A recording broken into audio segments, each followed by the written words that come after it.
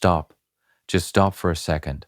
Think about the last argument you had with them, not the content of it, not the specific words or the specific issue that supposedly caused it. The feeling of it, the way it started as one thing and somehow became about everything.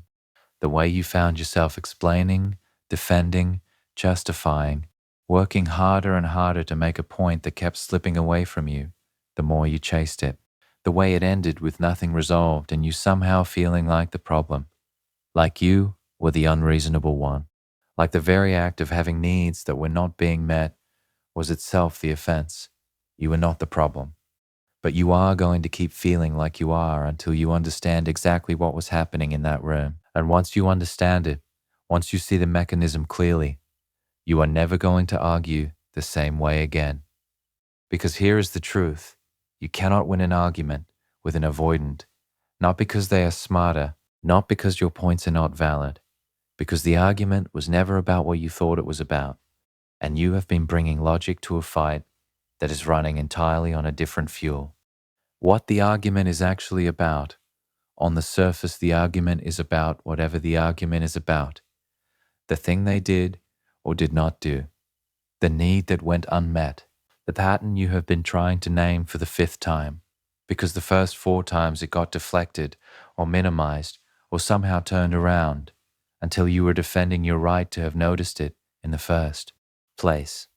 Underneath the surface, the argument is about one thing and one thing only: proximity. When you bring a conflict to an avoidant, when you name something that is not working, when you express a need, when you try to have the direct, honest conversation that any functional relationship requires, their nervous system does not register it as communication. It registers it as threat, specifically the threat of emotional engulfment, of being pulled into a level of intimacy and accountability and emotional demand that their entire psychological architecture was built to prevent. The argument is their system's response to that threat, not a conscious strategy, an automatic defense, the deflection, the minimizing, the sudden focus on the way you raise the issue rather than the issue itself. The calm detachment that makes your completely reasonable emotional response look like instability by comparison. None of it is calculated. It is the nervous system doing what it has always done when closeness becomes threatening, which means every time you argue harder, every time you bring more evidence, more clarity, more emotional honesty in an attempt to finally be heard, you are feeding the exact mechanism that is preventing you from being heard. You are increasing the proximity. You are turning up the volume on exactly the kind of emotional demand their system is designed to exit. And the more you turn it up, the more justified the exit feels to them. The more the defense system gets to say, see, this is why closeness is dangerous. This is why distance is necessary. This is why I was right to pull back. You are doing their work for them every time you argue. The deflection playbook and why it works on you, there is a specific set of moves that happens in arguments with avoidance, and they are consistent enough across different people and different relationships that once you hear them named, you will recognize every single one.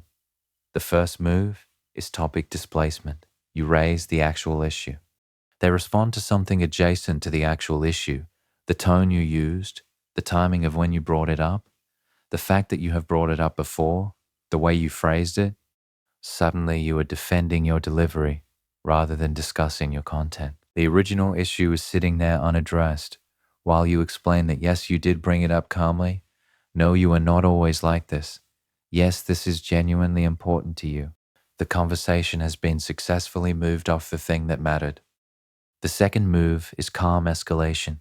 You are emotional, reasonably, legitimately emotional, because you are a human being in a frustrating situation that has real stakes for you. They are calm, detached, responding with a measured, analytical quality that makes your emotion look disproportionate by contrast. And then, implicitly or explicitly, your emotional state becomes the subject. You are too sensitive. You are overreacting. You are making this bigger than it needs to be. The calmness is not equanimity. It is a weapon, and it works because it makes you feel like the problem. The third move is strategic confusion. Genuine clarity gets introduced into the conversation, and it immediately becomes complicated. Simple things become complex. Direct statements get reframed. The thing you said clearly somehow means something different by the time they reflect it back to you. And you spend the next portion of the argument trying to reestablish what you actually meant, which means you are now explaining yourself rather than having the conversation you came to have. The fourth move is exhaustion victory. The argument continues long enough and goes sideways enough times that you eventually reach a point of depletion where the original issue no longer feels worth the cost of continuing to fight for it. You withdraw, not because you were wrong, because you are tired, because the conversation has consumed so much energy that getting out of it becomes the priority over resolving it. And the avoidance system registers this as confirmation that the distance worked. That holding out produces peace, that the defense strategy is effective. Every one of these moves works specifically because you are still in the argument, because you have not yet understood that the argument itself, your continued presence in it, your continued investment in being heard through it, is the thing that makes all of them possible. Why you keep arguing anyway? Because it feels like giving up. Like if you disengage, you are saying the issue does not matter. Like silence equals acceptance. Like walking away means they win and you lose, and the pattern continues without consequence. That feeling is understandable, and it is also the reason the pattern has continued as long as it has. Here is what is actually true. Staying in the argument does not communicate that the issue matters. It communicates that your continued presence in the dynamic is not contingent on the dynamic being functional. It communicates that you can be argued into exhaustion indefinitely and will still be there at the other end. It communicates in the specific language that avoidant attachment systems are fluent in, that there are no real consequences to the pattern continuing, that the relationship absorbs everything, that you are not going anywhere regardless of what happens. That communication is not your intention, but it is what the continued argument delivers every single time.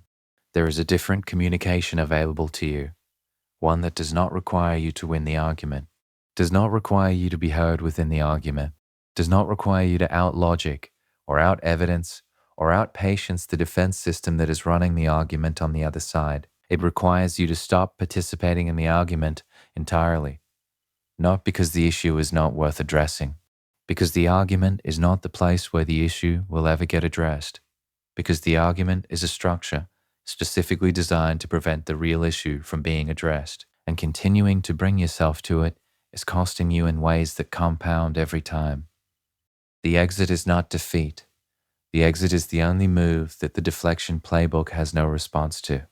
What the exit actually is, not a dramatic walkout, not a speech, not the carefully worded final statement that finally makes them understand what they have been doing, not the door slam that signals the depth of your feeling.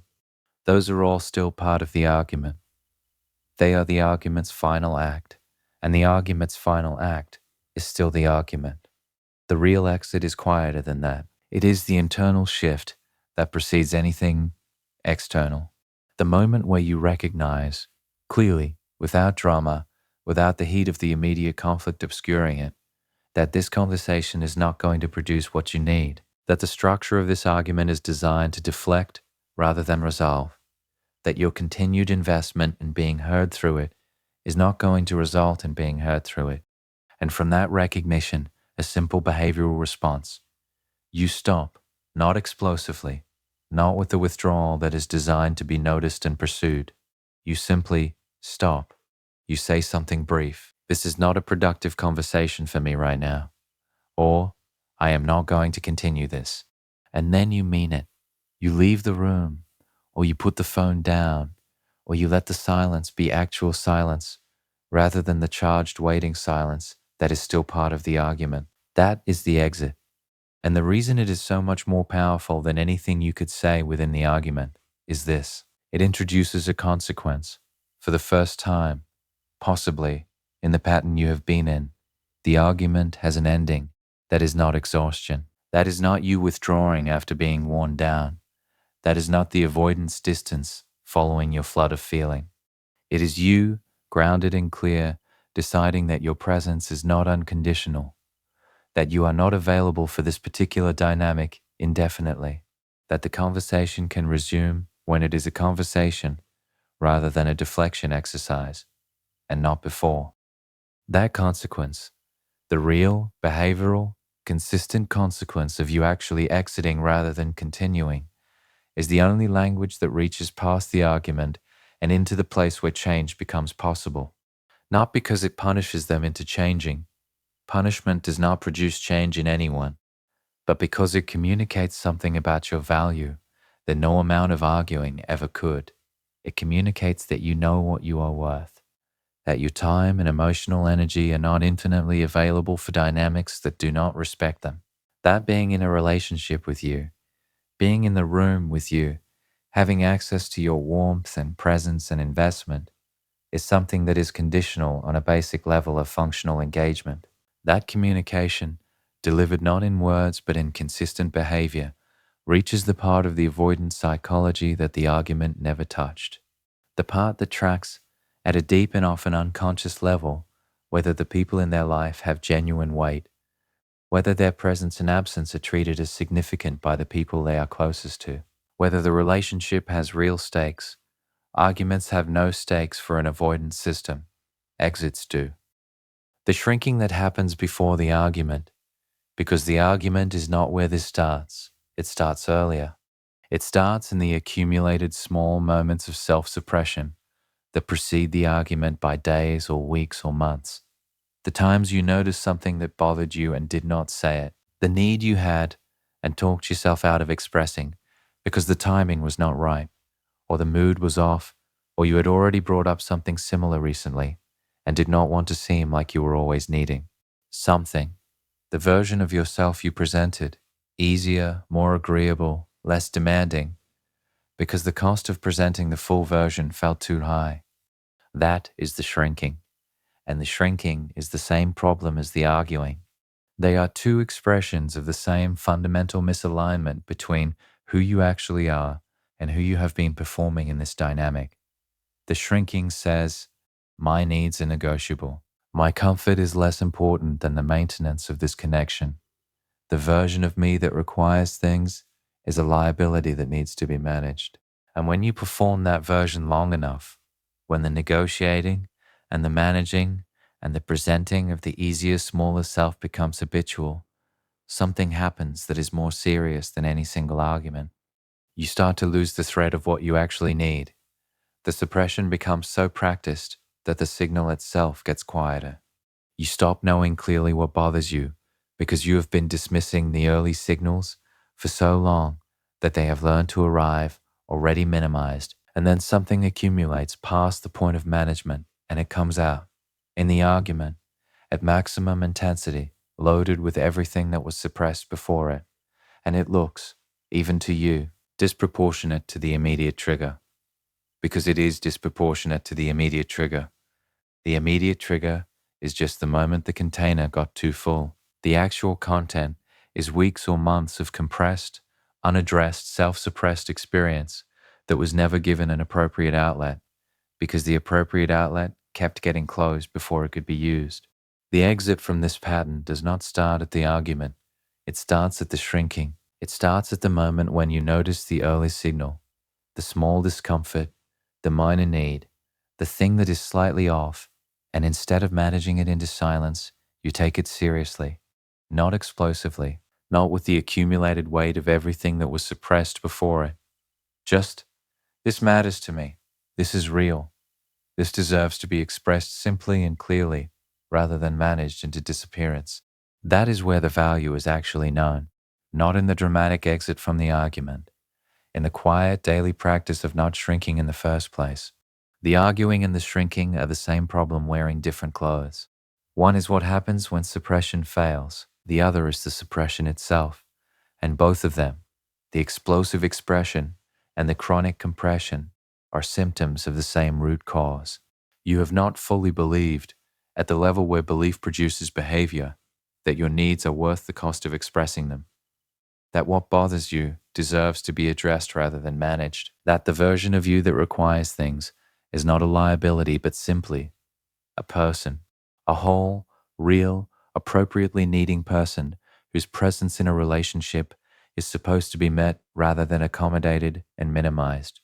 That belief, the one that knows your needs are legitimate and your value is not contingent on making yourself easy to be around, is what the rest of this is about. Not the tactics, not the exit strategy, the foundation underneath it. The thing that makes the exit possible, not as a move, but as a natural expression of someone who knows exactly what they are worth and is no longer willing to argue for it. You do not argue for your worth, you know it. And when the dynamic stops reflecting it back to you, when the argument begins, when the deflection starts, when the shrinking is being quietly requested, you exit. Not with anger, not with a speech, with the quiet, grounded, completely certain movement of someone who has somewhere better to be. That somewhere is your own life, fully inhabited, fully expressed, no longer organized around being manageable enough to keep. That life is what we are building toward. And it starts with the next part of this conversation. So you understand the mechanism now, the deflection playbook, the way the argument is structured to prevent resolution rather than produce it, the way the shrinking precedes the arguing, and both of them trace back to the same root, a belief about your own value that has been quietly operating below the level of conscious awareness and producing behavior that works against you every single time. And now the question that always follows the understanding is, okay, so what do I actually do?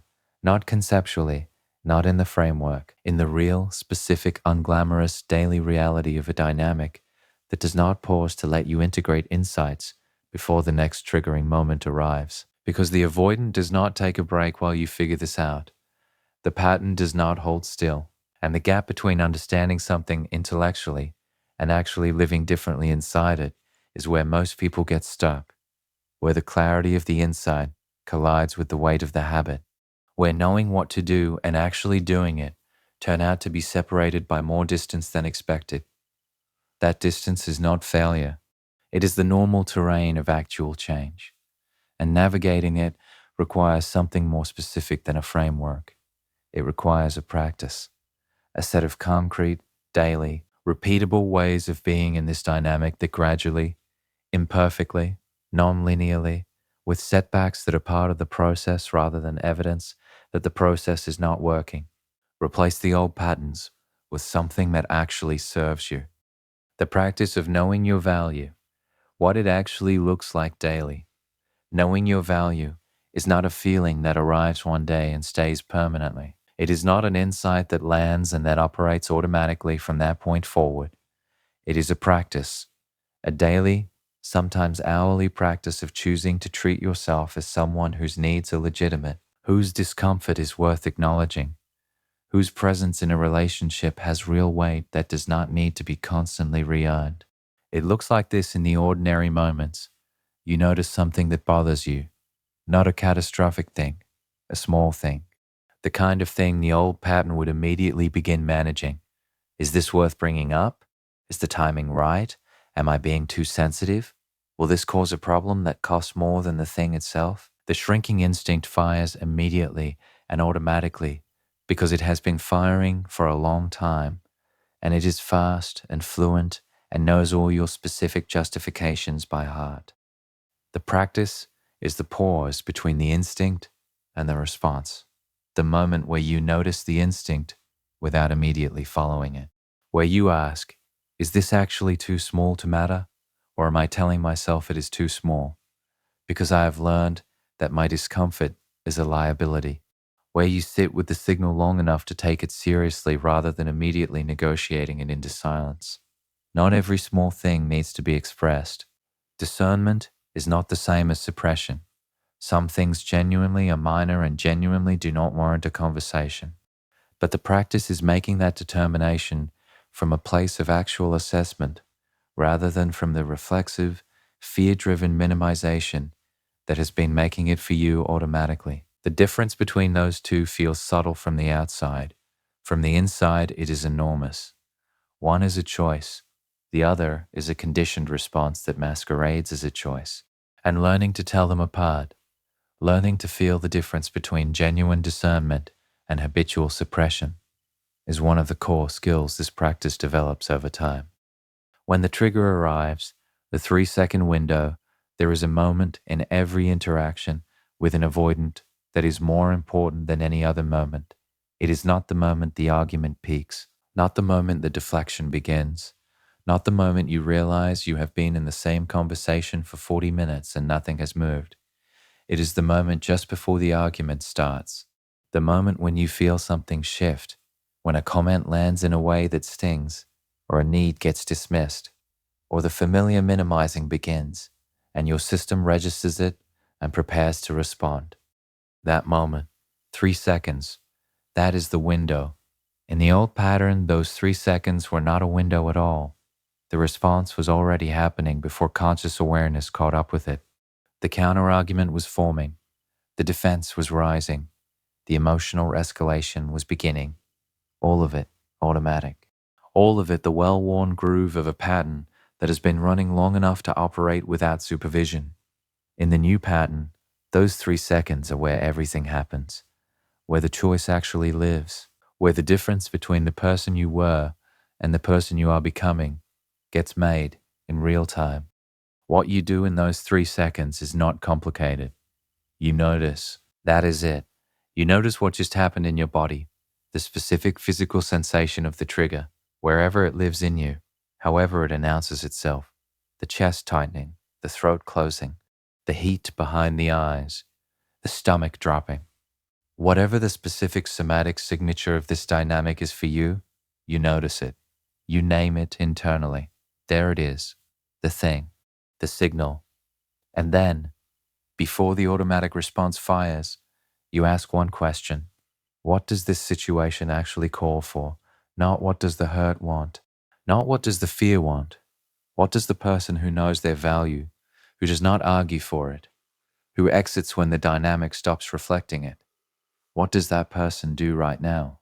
Sometimes the answer is a simple, clean, brief statement of what is true. This does not work for me. Sometimes the answer is the exit. Quiet, grounded, no speech. Sometimes the answer is genuine engagement, because not every difficult moment with an avoidant is a deflection, and discernment requires the ability to tell the difference. Sometimes a hard conversation is just a hard conversation between two people who both want it to go somewhere real. The 3-second window is not about always choosing the exit.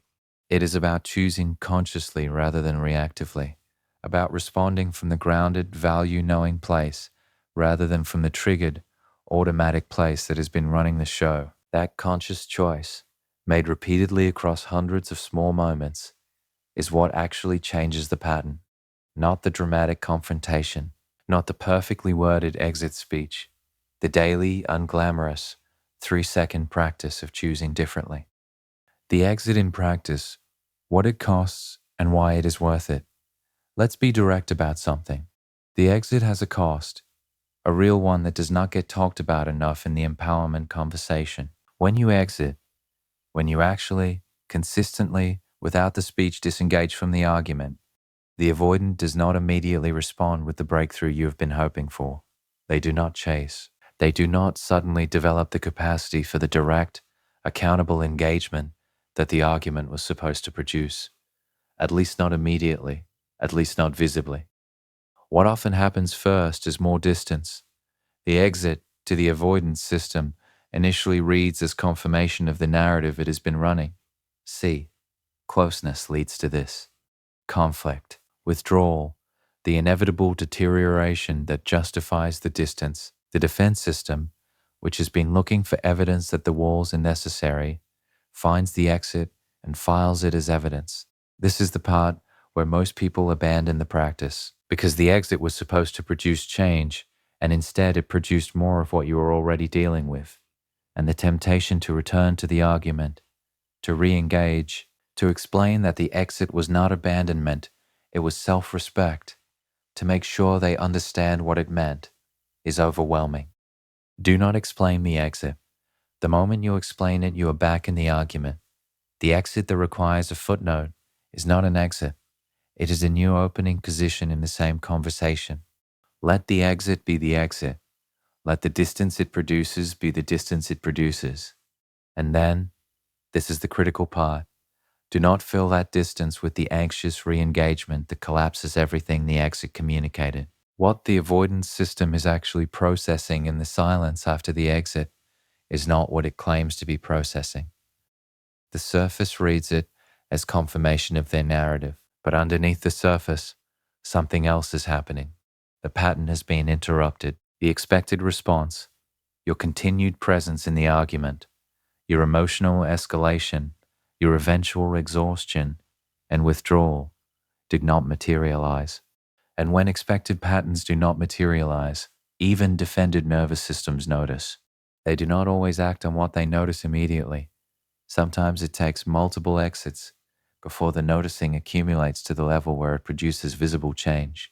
Sometimes the pattern has to be interrupted enough times that the defense system cannot maintain the narrative that it was always going to end this way.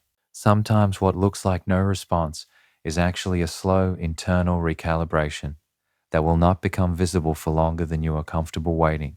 None of that is a guarantee. The exit is not a technique for producing a specific outcome in the avoidant. It is a practice for producing a specific outcome in you. The outcome being your consistent experience of your own life as something that is not available for indefinite participation in dynamics that do not respect your value. That outcome is not contingent on their response. It is entirely and only about you, and it is the only outcome in this entire situation that you have complete control over. What not arguing actually communicates. This is worth sitting with directly, because it is counterintuitive in a way that the arguing brain resists. When you stop arguing, when you consistently, groundedly, without drama decline to participate in the deflection exercise, you are not communicating that the issue does not matter. You are not communicating defeat or indifference or the absence of feeling. You are communicating something that no argument ever could. You are communicating that your engagement is selective, that your presence in a conversation is conditional on the conversation being functional, that you are not a captive audience for the deflection playbook, regardless of how it is deployed. That being in a relationship with you, having access to your full, warm, genuine presence is something that has requirements, not unreasonable requirements, not demanding requirements, basic ones. The basic requirement of being engaged with honestly, rather than deflected from systematically. That communication lands differently in the avoidance system than anything you have ever said in an argument, because it is behavioral rather than verbal. And the avoidance system, which has extensive fluency in verbal deflection, has very little defense against consistent behavioral communication. Behavioral communication cannot be argued with. It cannot be reframed or minimized or turned around until you are defending the way you delivered it. It simply is. It exists as a pattern of repeated, consistent action that accumulates its own undeniable meaning over time. The meaning it accumulates is this: this person knows what they are worth. This person's presence is not unconditional. This person has a relationship with themselves that is primary, that travels with them into this dynamic, and does not get suspended in the presence of the old patterns. That meaning, once it has accumulated enough behavioral evidence to become undeniable, does something to the avoidance calculus that nothing else has managed to do. It makes your absence real, not the temporary, can be waited out distance that the old withdrawal produced. The real possibility that the relationship, as it has been operating, cannot continue indefinitely on the same terms. That the person they have been taking for granted, whose presence they have been treating as unconditional, whose investment they have been maintaining with the minimum viable warmth, is capable of actually leaving, not as a threat, as a natural consequence of a dynamic that has not been mating them. That reality, the genuine, behaviorally demonstrated reality of your willingness to exit, is the most powerful thing you have ever brought to this dynamic. More powerful than the best argument, more powerful than the most articulate expression of your needs, more powerful than any amount of patience or understanding or compassionate engagement with their attachment wounds, because it is not about them. It is entirely, completely, non-negotiably about you. And something that is entirely about you cannot be deflected, cannot be turned around, cannot be made into a conversation about your delivery or your timing or your sensitivity. It just is you knowing your value, not arguing for it, exiting when the dynamic stops reflecting it. The value that does not need to be proven. Here is where the confrontational tone that started this conversation gives way to something different, because the wake-up was necessary. The direct naming of the deflection playbook and the shrinking and the way the arguing feeds the very mechanism it is trying to overcome. All of that was necessary. You needed to hear it without softening. But the destination of all of it is not hardness. It is not a defended, strategic, emotionally armored version of yourself that has learned to protect against the avoidance patterns by becoming unreachable. That version is just a different kind of war, a different architecture of the same fundamental disconnection from genuine intimacy. The destination is something softer and more difficult and more real than any of that. It is the version of you that is so genuinely grounded in their own value that the argument simply does not have purchase. That does not need to prove worth, because the worth is not in question internally. That does not shrink, because the shrinking was always about fear. Fear of being too much, fear of being too needy, fear of the cost of being fully yourself. And the fear has been examined enough times that it has lost the authority it once had. That version of you does not exit because they calculated that exiting produces leverage. They exit because continuing is genuinely, authentically not something they are available for. Because the clarity about what they deserve makes the argument not just unproductive, but literally not worth their time. Because there is a life, their actual, full, genuine life, that is more interesting and more nourishing and more worth being present in than any argument about why their needs are legitimate. That life is not waiting somewhere in the future once the dynamic resolves. It is available right now. It has been available the whole time. It has been sitting there quietly, while the majority of your emotional energy has been directed at the dynamic, at the arguing and the shrinking and the hoping and the managing. The redirect toward that life is not abandonment of the relationship. It is the prerequisite for any version of the relationship worth being in. Because a relationship between two people who are both fully inhabiting their own lives, both grounded in their own value, both genuinely present rather than performing, both clear about what they need and honest about what they offer, that relationship has a foundation, something real to build on, and a relationship where one person is perpetually negotiating their worth, arguing for their needs, shrinking to maintain access. That relationship has no foundation. It has only the performance of connection over the absence of it. You came into this knowing something was wrong, feeling the exhaustion of the arguing, feeling the quiet erosion of the shrinking, feeling the specific grinding cost of being in a dynamic that keeps asking you to be less than you are in order to remain in it. You are leaving this with something specific, not a script, not a set of tactics, a practice. The daily, 3-second, consistent, behavioral practice of knowing your value without needing to announce it, of not arguing for what you deserve, of exiting, quietly, groundedly, without drama or speech, when the dynamic stops reflecting it back to you. That practice is not about them changing. It is not leverage. It is not strategy wearing the costume of self-respect. It is actual self-respect, the real kind, the kind that does not require an audience or a response or a particular outcome to be valid, the kind that knows, clearly, quietly, all the way down, that your presence is a gift, that your warmth is not unconditional, that your life is worth being fully in, and that nobody, not the deflection playbook, not the defense system, not the accumulated weight of the pattern, gets to argue you out of that. Not anymore. There is something that happens when you start practicing this, when the exits become real and the shrinking stops and the 3-second window becomes something you can actually feel rather than just understand intellectually. When the daily practice of knowing your value starts producing visible changes in how you move through the dynamic. Something unexpected happens. It gets harder before it gets easier. Not because the practice is wrong, not because you are doing it incorrectly, but because the people and dynamics around you have been calibrated to the old version of you.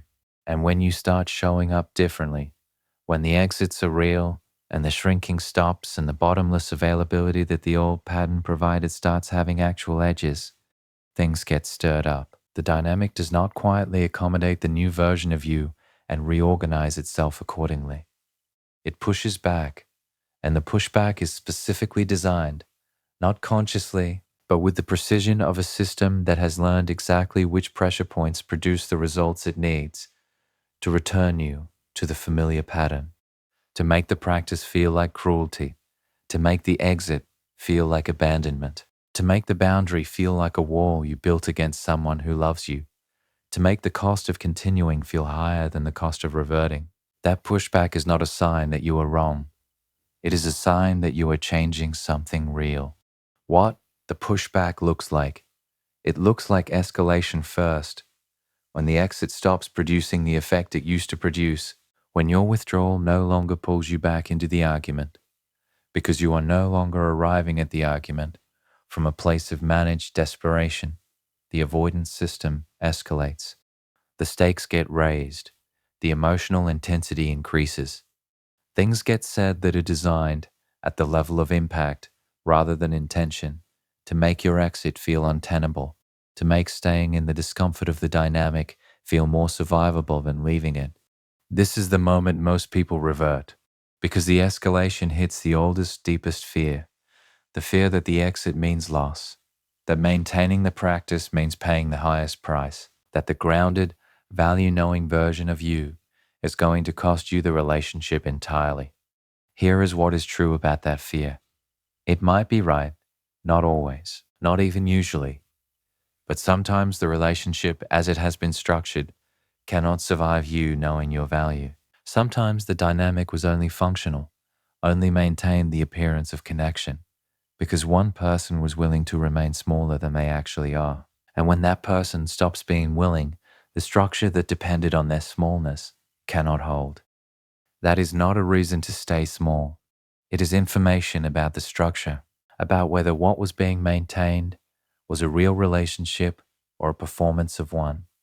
And that information, however painful, is worth having, because a structure that requires your smallness to survive is not a structure worth preserving. The escalation is the system testing whether your practice is real, whether the exit has genuine weight, or whether it is a temporary posture that sufficient pressure will collapse, and your response to the escalation, whether you hold the practice or whether the pressure returns you to the familiar pattern, is the answer to that test. Holding it does not mean being cold, does not mean being unreachable, does not mean refusing all engagement. It means maintaining the basic non-negotiable reality of your own worth in the face of pressure specifically designed to make you question it. It means the exit remains available as a genuine option regardless of how high the stakes get raised. It means the bottomless availability that the old pattern provided is not restored by escalation. That maintenance, quiet, consistent, without drama, is the most powerful thing you can do in that moment. Not because it produces a specific response, but because it confirms something to yourself that is more important than any response it might produce in them. It confirms that the practice is real, that the knowing is genuine, that the value is not contingent on the absence of pressure. The guilt that arrives with the practice, it will arrive, reliably, with a persuasiveness that is specifically calibrated to your particular psychology, because it is generated by your particular psychology. The guilt says you are being selfish, that real love does not exit, that compassion for their wounds means staying in the conversation, even when the conversation is structured to deflect rather than resolve, that the person who truly understands avoidant attachment would have more patience, would find a way to reach past the defense without triggering it, would be secure enough that the dynamic would naturally transform, rather than requiring this kind of stark behavioral intervention. The guilt is sophisticated. It has read the same material you have. It knows the language of attachment theory and compassion, and earns security, and it uses all of it fluently in the service of returning you to the pattern. Here is how to tell the difference between genuine compassion and the guilt that masquerades as it. Genuine compassion for someone's wounds does not require you to be the surface those wounds express themselves on. Genuine compassion can hold full empathy for what shaped them and simultaneously decline to absorb the impact of it indefinitely. Genuine compassion says, I understand why you are the way you are, and I am not available to be managed and deflected from indefinitely.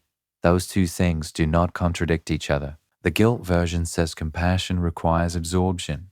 That understanding the wound means tolerating its expression without limit. That your discomfort is less important than their comfort with a dynamic that serves their defense system at your expense. That is not compassion. That is the old pattern giving itself a compassionate name.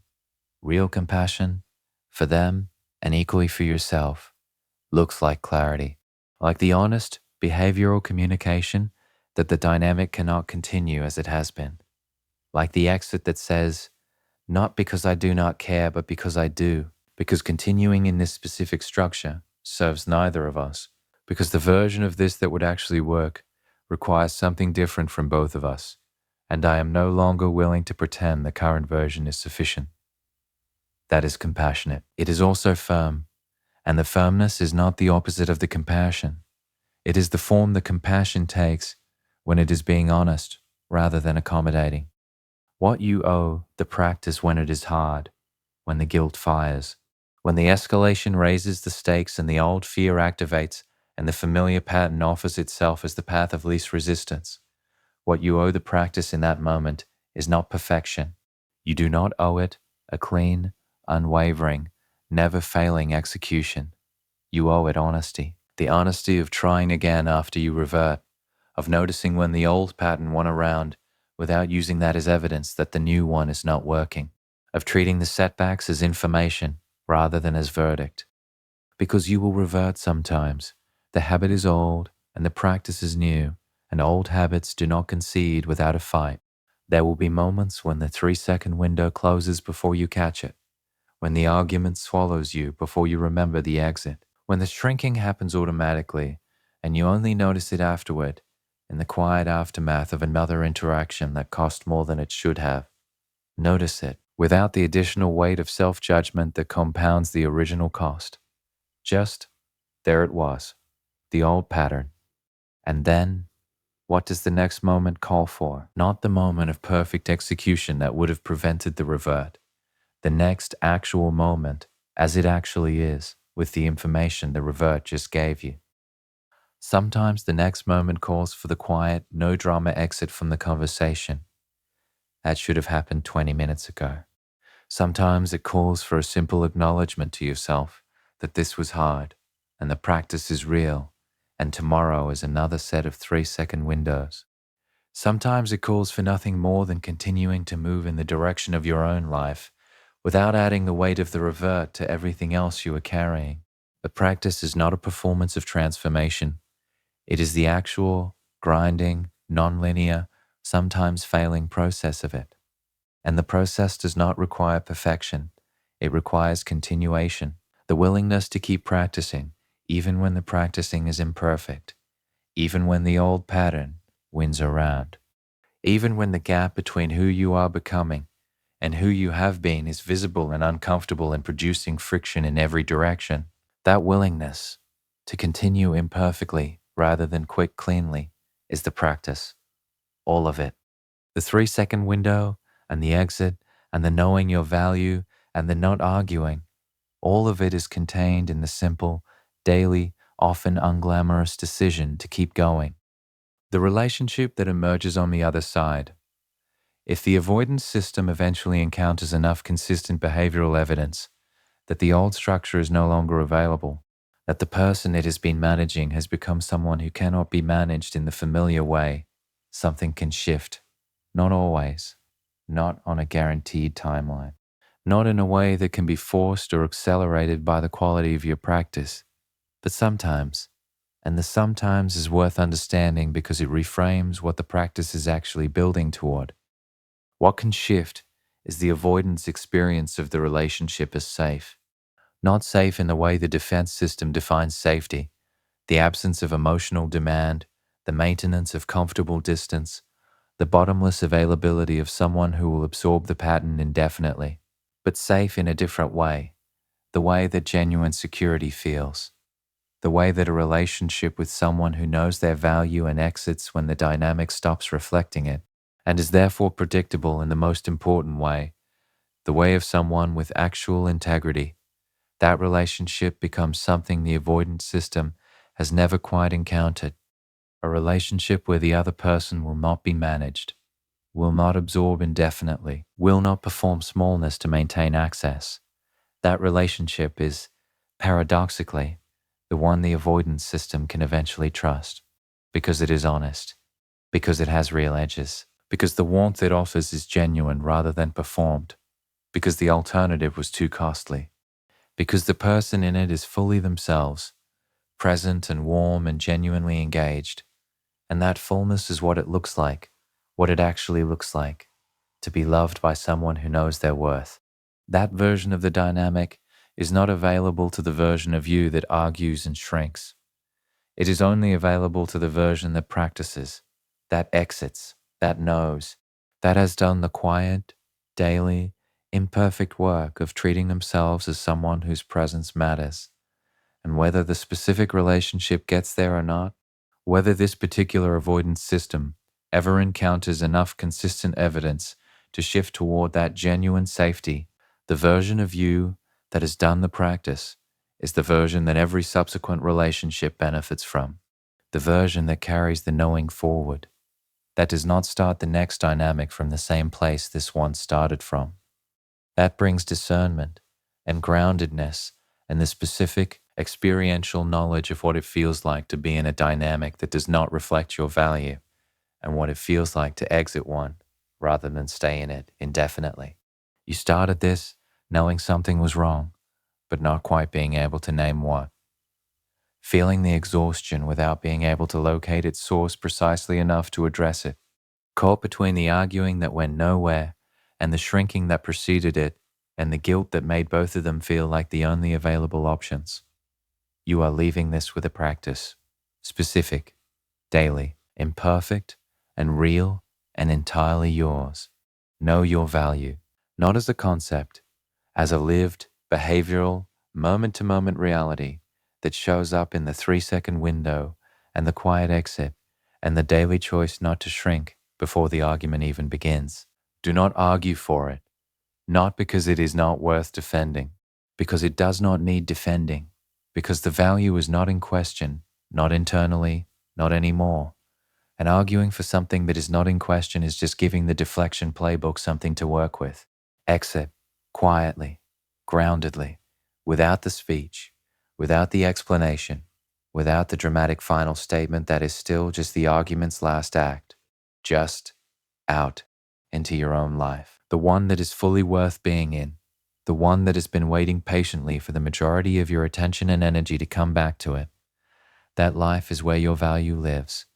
Not in the argument, not in the dynamic, not in the eventual hoped-for moment when they finally see what they have.